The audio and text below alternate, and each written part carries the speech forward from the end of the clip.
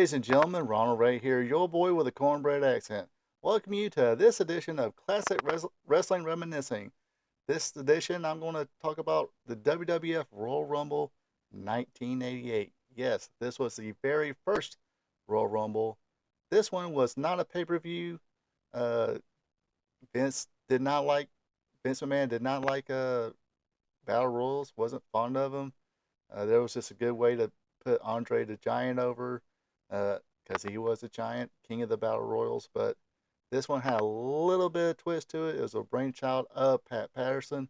Like I said, it wasn't a pay per view. It was, they say, just a special on the USA Network. And like I said, this was a brainchild of Pat Patterson, who had a different little concept to the battle royal. Basically, all the wrestlers picked a number at random. Then whatever number you pick, um, that's when you get to enter Royal Rumble. It starts off, two guys, whoever picked one versus two. Every couple minutes, the next wrestler comes in, who are through three, four, so on and so forth. And people come in, get thrown out. Whoever the last person is uh, that didn't get thrown over the top rope and is left standing is the winner of the Royal Rumble, just like any other battle royal. Like I said, there's a little twist to it. Pat Patterson believed in it a lot. He actually got the help of Dick Ebersol from NBC to help convince Vince McMahon to, hey, let's have this one match, have it be the center of an actual show, an actual special that did air on the USA Network, and this was help to push the broadcast, NBC broadcast of a main. I think this is called the main event. Aired on Friday night, on a Friday night. Usually they had at that time they had Saturday night's main event, but this was on a Friday night, and they just called it main event. And that's the one where it featured Andre the Giant versus Hulk Hogan, and uh, that whole schmoz. But more on that later. Uh, this was a basically this one went head to head with the Jim Crockett Promotions Bunkhouse Stampede pay per view, which is their own version of a battle royal, which consisted of uh, every man go in, come as you are in your street clothes, use weapons, brass knucks, chains, whatever. Of course, most of them wore cowboy boots, jeans, and a ripped up T-shirt. Gotta remember this was the 80s, and it was based in the southeast, so of course that stuff. And the Bull of the Woods, this was his one of his creations, Dusty Rhodes. uh, but this was how they did that. I know I'm kind of, don't mean to digress too much. Basically they had these bunkhouse stampedes, all over town, or all over the territory in different towns. And then uh, if you win one, you get some money, supposedly. um, and you go on to the next one, and whoever who are, I guess, so many guys who are 1-1 stuff like that. This was basically the finals. Um, and I can't. Let's see. This was '88, so I think they did have like one more bunkhouse stampede match between Big Bubba Rogers and Dusty Rhodes. Uh, so this was in the finals, but it came later, or this could have been a pay per view that did that. Can't remember off the top of my head. So anyway, before I get to the show, let me ask you folks to, if you like this, hit the like button. Leave a comment. What you think of, you know, my review of the very first Royal Rumble. Uh, did you like the very first Royal Rumble, or which one was your favorite? Share some Royal Rumble memories. Like I said, the first one wasn't on pay per view, but became a pay per view staple later on. Um, and also be a champion. Hit that subscribe button. Well, no further ado, let's let it rip. All right, just like every Royal Rumble that followed this, the centerpiece is the Royal Rumble or Royal Rumble matches. Um, then you have some matches in between and before, after, whatnot. No, no difference here. This match was Ravishing Rick Rude versus Ricky the Dragon Steamboat. Very good match here. Steamboat had the early advantage with those, beautiful, beautiful arm drags, working the arm. Rick Rude did a great job here, just selling the arm. Once he got the advantage, he tried to pose and he had like could lift that one arm and just little things like that. Professionals like this, even Rick Rude, especially Ricky Steamboat as well. Uh, they knew what they're doing. Like I said, uh, Rude worked on the back when he got the advantage. Steamboat made a comeback. Uh, and it wasn't just, jump superhero comeback. He fought back up, from underneath. A few cutoffs by Rick Rude, of course. But like I said, when you watch this match, if you're trying to be a wrestler on the right now or right now on an indie circuit, this is a good match to watch. I think. Like I said, I'm a fan. I'm not a coach. Never been a wrestler, but just a fan's perspective, this is a match I won't say should watch, but you wouldn't hurt to watch because you get what near falls is supposed to look like. It wasn't, uh, use each other's finisher or kick out of each other's finishers, 15 times or use everybody else's finisher, Canadian destroyers and all that good stuff. It was just simple roll ups, maybe a power slam or something like that, or not a clothesline, but it wasn't as good as maybe Nikita Koloff's, or Sickle or Stan Hansen's Lariat. Just basically, just uh, like I said, no trade, just cradles, little maybe a little bit of high impact moves. Uh, Other than that, just keep it simple. And the fans bought it. You know, they thought there was, inside cradle. He had one, two, but kicked out the last minute. Like I said, the fans bought it back then. I guarantee you, some of you folks try this today. Fans will, especially on indie circuit, and maybe once you get to the majors, fans will buy this too. Um, it's not going to digress anymore about that. Anyway, towards the end of the match, Ricky Steamboat goes for the crossbody, which was his finisher. Rude moves referee to take the blow. Rude gets Steamboat up in the Canadian backbreaker or the Canadian over shoulder backbreaker. Referee Hebner gets his wits about him. Rick calls for the bell. Rick Rude thinks he's won. He's basically at the entrance right now, celebrating. Then the Howard Finkel gets on the mic, says, "Your winner, due to a disqualification." Crowd pops. I mean, because they're thinking, "Oh, Steamboat did no way Steamboat submitted, and plus, Rude cheated." So fans popped when they said Ricky Steamboat won by disqualification. Rude's upset. Just things like this, it just shows you what two good pros can do. Let's go to the next match. Actually, it's not the next match. We have a little segment here. It's Dino Bravo trying to break the world bench press record at 705. Of course, it's 1988. I guarantee you, I have no clue what the bench press record is now, but at the time, it was supposedly, uh,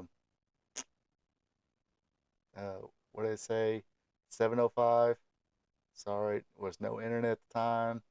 I was 12, and like I said, this was the first time I watched this anyway, but I do remember watching the clips of it when they aired it on uh, like Superstars and all that. So basically, Dino Bravo gets on there, he gets his warm up in, and finally says, "You know what? Throw on 715. I'm going for the record." He lifts it up with a little help from his sponsor, Jesse Ventura. Of course, Dino Bravo playing a good heel here. You know, where was this at? Quebec. Uh, yes, Ontario, Canada. I think he's Quebec, Canadian. So no love there for him, and they wouldn't shut up as he was trying to concentrate. But uh, good way to draw a heat.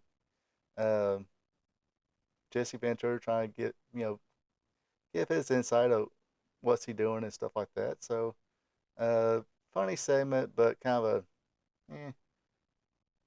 if you're a kid and you've seen even in the highlights, I'm like, oh my gosh, I'm glad this is clipped and all that. I wouldn't want to watch this whole thing, and I did watch the whole thing. And I thought it was eh, um, but they did the best they could with what they had. That's what professionals do.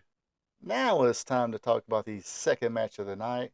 It is for the WWF Women's Tag Team Championships. Yes, they had a women's world champion and a women's world tag team champions. Just didn't get seen a lot on TV. This was the Jumping Bomb Angels. Not going to try and pronounce the name because didn't hear it enough to where I can pronounce it too well. This is a Norio Tatiano and Isuki Yamazaki. Uh, yeah, even on my little match notes here, I didn't really say I didn't really say their names much. This one, man, he was doing uh, commentary, play by play. Vince was horrible. Okay, Vince was okay. Was no Gordon Solie. Was no even at that time he was no Gordon Solie, no Jim Ross, no Lance Russell, not even a Bill Mercer at the time. Anyway, so yeah, we got Jumping Bomb Angels, the challengers going up against the champions, the Glamour Girls, Judy Martin and Lalali Kai. Yes, I can pronounce their names. This was a 2 out of 3 falls match. The Jumping Bomb Angels, you know, jump on the Glamour Girls at the get go, trying to get that 1-0 advantage.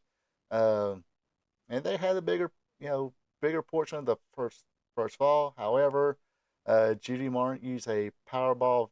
Basically, she picked her up for a power bomb and flipped over to face plant for the win. Movie scene didn't see a lot of back then, but probably about 10 years later, you've seen it a lot of times. Um, but yes, the Glamour Girls take the 1-0 advantage.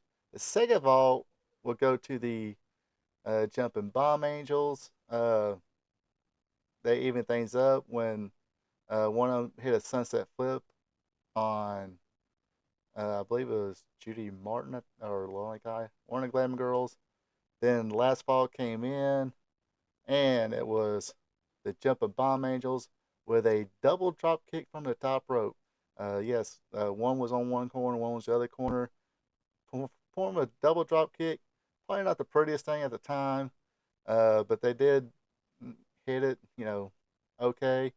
Uh, but anyway, they used that, got the win. They became the new WWF Women's Tag Team Champions, and I think 100, I want to say 160, 180 days later, the Glamour Girls came back and reclaimed those titles. But like I said, there was not a lot of promotion of women's wrestling back then. Weren't a lot of it, and weren't a lot of it, and wasn't a lot of quality of it, unless you want to, talk about All Japan women's wrestling. They really they had a stat roster at the time. Maybe they don't get enough credit today for what they did. But I remember watching pro wrestling this week with Gordon Solie and Joe Pansino, and they would show some of the women from Japan. I believe they showed the match with the Jump the Bomb Angels one time. Um, and those women were very good. So yes, on YouTube, go back to the '80s to watch some good quality women's wrestling. Make sure you on that search engine you put All Japan Pro Women's Wrestling. Anyway, let's go to the next segment. All right, now it's time for uh, the spotlight of the show, the Royal Rumble match itself. It started off with 2 guys, Bret Hart drawing number 1. This is basically when he was being managed by Jimmy Hart and still uh, primarily a tag team wrestler. This is before his singles push. So you had him, and you had Tito Santana. This is when the Strike Force formed, and they wound up defeating the Hart Foundation for the tag team championship. So there was a little bit of story there. Uh, anyway, let's just I'm just going to do kind of like how I do like the Royal Rumbles review I did last year. Just run up the names and tell you when they who they were eliminated by. So let's get started here. So like I said, number one was Bret Hart. He got eliminated.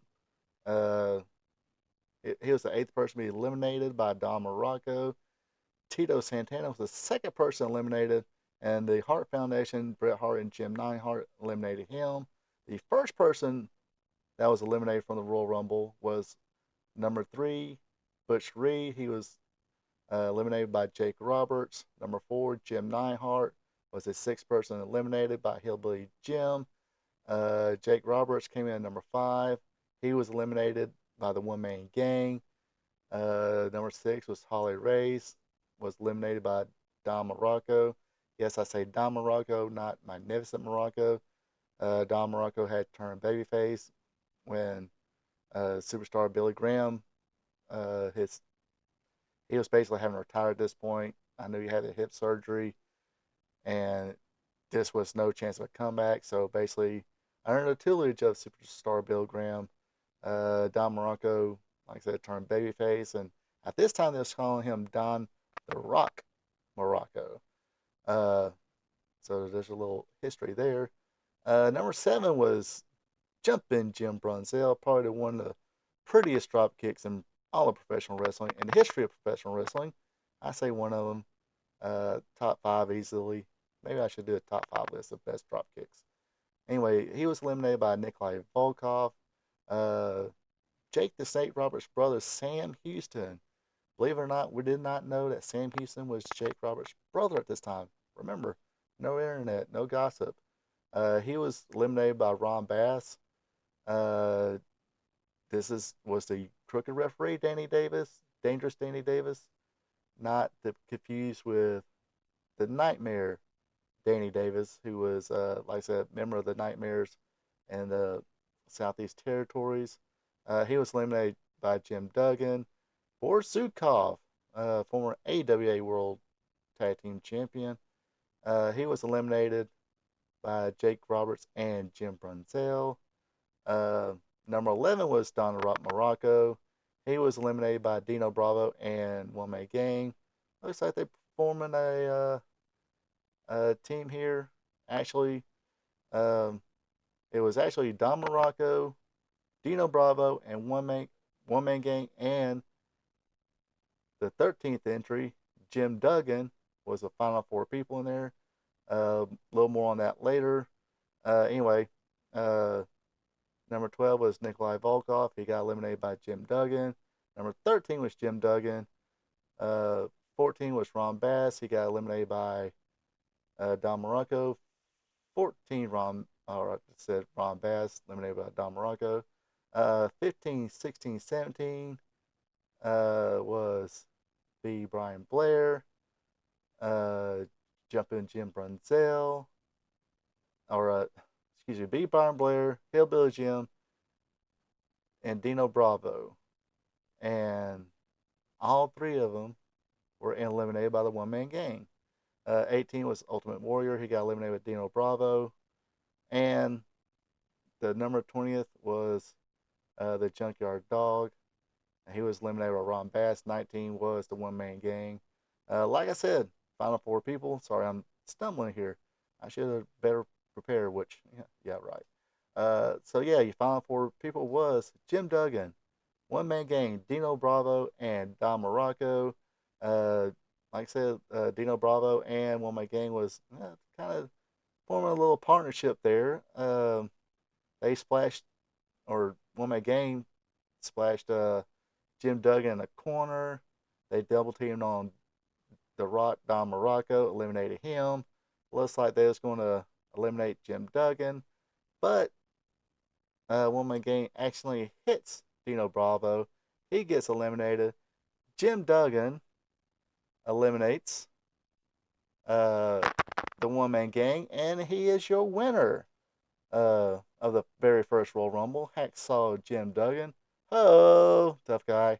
And of course, like I said, I didn't watch this, but I do remember seeing Jim Duggan in the WWF, and I was like, oh please God, no. Especially when I mean, it got over. I guess it was funny, but when you see him in the Mid South and UWF at the time that I did, I missed that Jim Duggan. I didn't want to, smiling, friendly, ho, tough guy. Uh, I wanted to, ho, tough guy of the Mid South UWF. Uh, but this is actually 6, 7 months after him and the Iron Sheik got busted together, got arrested for marijuana.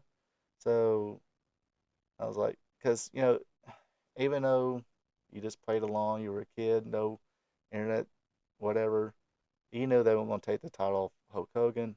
At least you thought. Uh, and if they did, it wouldn't be the Jim Duggan. Surprised they let him keep his name. Actually, they let One Man Gang keep his name for a little bit. Uh, Sam Houston, he was pretty much a lower mid card, lower lower card mid card guy. Probably got wins over Steve Lombardi, but was not going to beat a Dino Bravo. Uh, but yeah, like I say, pretty, it was okay as far as battle royals. It was kind of a concept, and I think they all did pretty well for themselves. I believe the time was about 39, 40 minutes. I think was the total time of the actual Royal Rumble match. So, like I said, they just used 20 guys. They didn't, it wasn't 30 or I think one year didn't have 40 or 50 guys. But yeah, so this was the beginning of something that right now so far as last a lifetime. This weekend is uh Royal Rumble weekend, and whoever now it's evolved too. You got a very good women's division. And so you're gonna have you know a women's Royal Rumble and a men's Battle Royal Royal Rumble. I'm still predicting CM Punk. Leave your predictions in the comments. Who do you think's gonna win this year's Royal Rumble? Anyway, let's go to the main event. All right, this is the big contract signing of the WWF World Heavyweight Champion time, Hulk Hogan and Andre the Giant. This was billed, Hulk and Andre too, and it's going to be on NBC on prime time, national TV or broadcast TV of all things. Uh, basically broadcast TV, free TV, wherever your uh, NBC affiliate is at the time, you got to see it. I know in Atlanta it was Channel 11. Not I think in North Carolina or South Carolina it was Channel 4. But anyway, this was a contract signing. They just grabbed a table from somewhere, I guess, and brought it to them. But just like any other contract signing, uh, the table got flipped and it got flipped on Hulk Hogan. Hulk Hogan uh, felt the little brunt of Andre the Giant, and oh my God, when I watched this, I was you know was on the phone, and it's like, oh my God, I feel sorry for that chair. 7'4" at a time, well over 500 pounds. Man, that chair hopefully got a big payoff that day. Next. So your final match of the night was the Islanders, Haku and Tama, formerly known as King Tonga and the Tonga Kid. Uh, if you want to watch it is actually watchable and a little entertaining. Uh, a little dated too because it was the 80s. A movie called Body Slam, I think, is available on Amazon Prime. It has Roddy Piper, Captain Lou Albano, the Tonga Kid, Tama. He plays Tonga Tom, and the whole rock and wrestling theme. Anyway, like I said, it also has a Dirt Benedict, who was probably more famous of playing a face in the 18 TV series. So anyway, it was the Islanders taking on the Young Stallions, comprised of Paul Roma and Jimmy Powers. this was also a 2 out of 3 falls match, but it was kind of just a squash match, really. Uh, the first fall went to the Islanders when Paul Roma fell off, went over the top rope when Haku held the ropes down. Roma injured his knee, so he couldn't get, he couldn't make the 10 count. He was counted out, so that gave the first fall to the Islanders. Jim Powers pretty much worked the second fall, uh, and they kind of put a whooping on him. Uh, but eventually, Paul Roman was actually able to, or reluctantly, I guess, tagged himself in, but fell victim to Tama splash on his injured knee. Haku then forced Roman to submit with a half crab, and 2 straight falls went to Islanders. Like I said, it was kind of a squash match. Me personally, I used to like the Islanders. I thought they were a really good tag team. Um, Young Stallions, eh, could take it or leave it. Uh, but yeah, I like the Islanders. I thought they were cool. The big top rope superfly splash, it was cool. I mean, especially the landing or whatever. As long as you did it, gracefully, it looked pretty cool. And they did the thrust kicks and the chops and the headbutts, double headbutts. Uh, but Young Stallions, they were just pretty generic. And apparently they didn't get along with each other. That being Paul Roma and Jimmy Powers. For whatever reason, go watch the Sheen reviews between both guys. Form your own opinion on that one. I did though like the team of Power and Gloria of Hercules Hernandez and Paul Roma. I thought that was pretty pretty decent tag team. Paul Roma just didn't seem like a Horseman member though. Uh, not his fault. He just wasn't established. I don't think well enough uh, in the WCW area, and just to have him come out and say, "Oh, he's here's Rick, here's Arn, here's Ole." Even Ole Anderson made an appearance, and the fourth member, Paul Roma, and I get it. People are like, okay, the original, or yeah, the original ones. They gonna bring Tully Blanchard back, but for whatever reason, I think either he said no, the price wasn't right, or they didn't, they didn't send him a ticket according to his interview. Uh, yeah, I know I'm digressing to other things, but I apologize about that. But anyway, uh, the subject was Paul Roma, so um, anyway, Tully Blanchard didn't show up, so they said, "Hey, Paul Roma, you're a four horseman now." So anyway, this concludes my little rundown of the very first Royal Rumble of the year 1988. Like I said, man, you had a impressive list here. I mean, there's not really a shabby person on this. I mean, you had Bret Hart, who went on to great things. Tito Santana. As I'm watching old, I remember watching wrestling back in the day, and it always seemed like Tito Santana was being screwed. They should have turned, you know, Tito Santana heel and doing the, everybody screws me type deal like they did with Bret Hart. But anyway, uh, Butch Reed, legit tough guy. Uh, Hacksaw Butch Reed. He was a natural here. You could tell because everything about him was natural. Even the blonde hair. Uh, just kidding. I actually bleached his blonde hair or hair blonde. But yeah, Butch Reed was a pretty good performer. Jim Neidhart was okay. He was better in tag team, especially with Bret Hart. Uh, Jake Snake Roberts, what can you say about him? I mean, made the most out of the very least. Uh, Meaning he didn't have to do a bunch of fancy moves. I don't even think he ever built it. I mean, maybe early in his career. I remember watching the old Mid Atlantic, and he did knee lift. I mean, he was continuing to do knee lifts, uh, but anyway, heck of a performer. Come on, King Harley Race. Dude was already a legend at this time, 7-time NWA World Champion. Again, legit tough guy. Didn't want to mess around with that dude.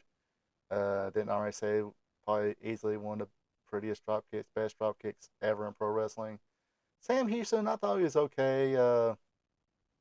Too bad he didn't really get his breaks, but whether it was step inflicted or whatnot, what whatever happened happened.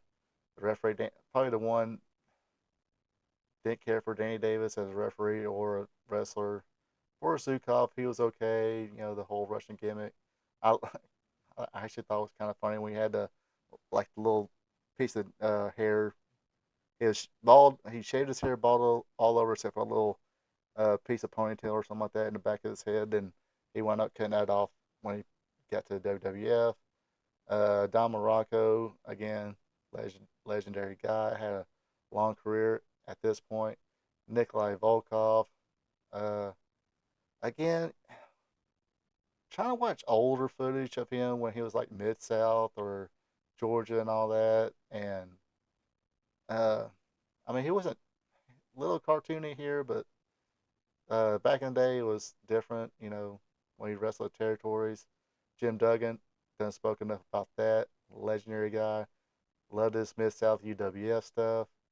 He's actually a former Atlanta Falcon too. Ron Bass, another legit tough guy. Uh, B. Brian Blair, good hand. Hillbilly Jim, I don't think his career took off as well as they hoped. I think injuries kind of derailed him. Dino Bravo was always a good hand. Unfortunately, he got in deep with some bad people and paid the price. Ultimate Warrior, dude was a star. I mean, sometimes your best performers, best, catch as catch can, scientific wrestlers, workers, whatever, are not going to be the biggest draw. The guy was a star, especially in the WWF brand at the time. Target the kids, the face paint, the tassels, colors, almost kind of like Sting, which him and of course him and Sting used to be tag team partners early in their careers. One man gang, big son of a gun who can move. Again, another guy. Forget about the whole Akeem the African Dream. Watch his stuff in world class, mid south, name it. He he was a force to be reckoned with. And of course, Hall of Famer, the legendary Junkyard Dog. Again, probably I don't know if you want to put him in the Ultimate Warrior, category, but guy wasn't the best worker or whatever. But the dude was over. Uh, all the kids, everybody loved JYD, no matter who you are. Uh, Another one bites the dust what hit, and heck, I even remember being a kid and doing a little knee shake whatever thing, like he did, of course, in my living room, of course. But uh, this was before I came. This wrestling was part of my routine. Talking like 5 maybe. Same with Georgia Championship Wrestling. But yet, but yeah, I mean, Junkyard Dog was a star. Uh, Probably could have, I mean, I think at some point in his career, uh, maybe he should have stayed with it, just traveling the territories and be a. He was more of a what do you call it? Uh, didn't really need a world title. I think you could just had Junkyard Dog on your card. Could drew a few more people than your usual, but like I said, a legend. Anyway, like I said, this does it for me for this edition of the Classic Wrestling Reminiscing. Hope you folks enjoyed it. Um, Not sure which one the next one will be. I got a Mid South one I've been wanting to do. Got all my notes together, just haven't gotten to do it. Want to do this one because I want to because it is Royal Rumble weekend. Want to do one on here. Like I said, if you like this, hit the like button. Uh, Tell me about your memories, favorite memories of Royal Rumbles. Uh, this one and other ones. Uh, and of course, be a champ and hit that subscribe button. Until next time, you folks have a good one and take it easy. Thank you for checking out my video. I really do appreciate it. And of course, this is the part where I ask you, if you're not a subscriber yet, to click on that subscribe button, leave a like, also share with friends. And if you want to follow me on social media, on Twitter, X, it's at RRPATRPTV46. On Facebook, it's this Ronald Ray. And yes, I need to turn in my man card because I do have a TikTok. You find me on TikTok at RP2Vision. As always, you have a good one and take it easy.